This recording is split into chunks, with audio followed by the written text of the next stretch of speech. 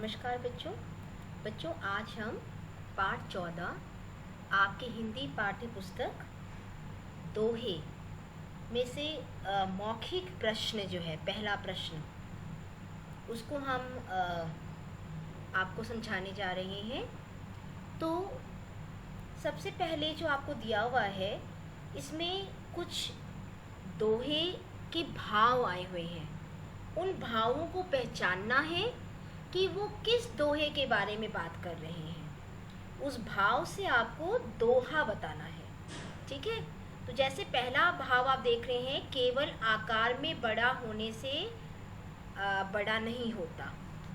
तो ये किस दोहे को आपको कौन सा दोहा आपको याद आ रहा है?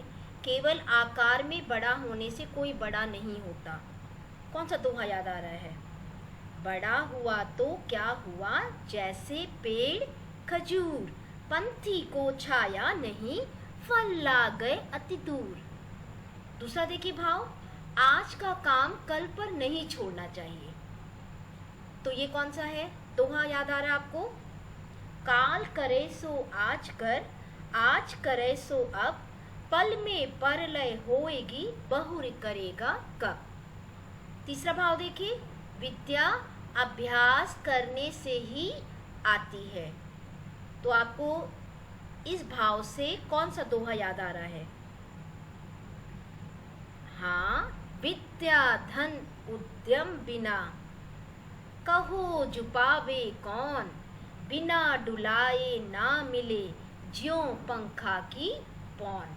मतलब विद्या आपको अभ्यास से ही मिलेगी, प्रैक्टिस से ही मिलेगी।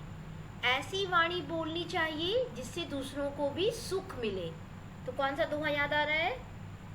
ऐसी वाणी बोलिए, मन का आपा खोए, औरन को शीतल करे, आपहु शीतल होए।